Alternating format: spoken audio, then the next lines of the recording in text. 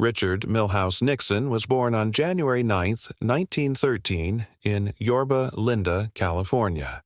He grew up poor in a family struggling to make ends meet. From a young age, Nixon was driven by determination. His parents taught him hard work and resilience, lessons he carried for life. He studied at Whittier College, then earned a law degree from Duke University, graduating near the top of his class. During World War II, Nixon served as a Navy officer in the Pacific.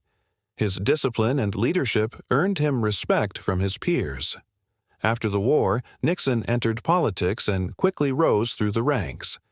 In 1946, he was elected to Congress, becoming known for his fierce anti-communist stance.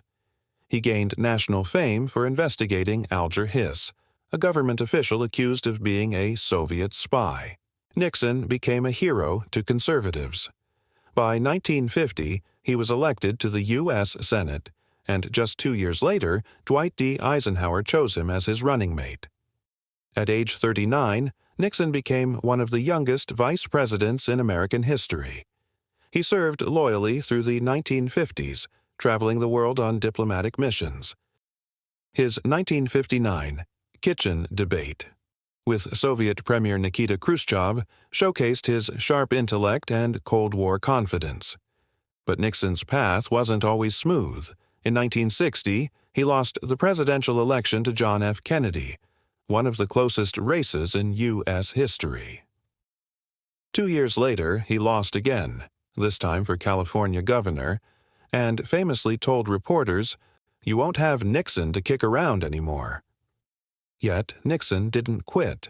He studied global politics, rebuilt his image, and prepared for a comeback few thought possible.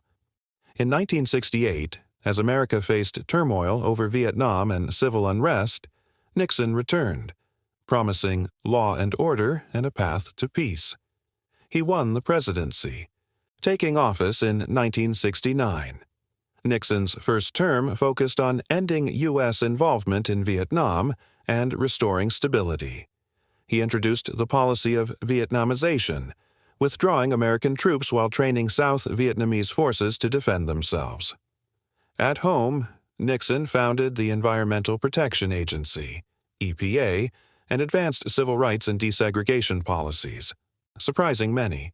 In 1972, he achieved one of the greatest diplomatic breakthroughs in U.S. history, reopening relations with China after decades of isolation.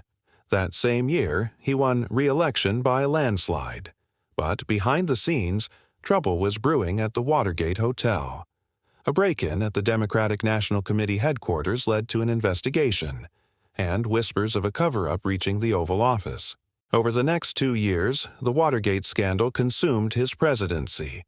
Tape revealed that Nixon had tried to obstruct justice. Facing certain impeachment, Nixon made a historic decision. On August 8, 1974, he addressed the nation and announced his resignation. The next day, Richard Nixon became the first U.S. president ever to resign from office. His vice president, Gerald Ford, took the oath.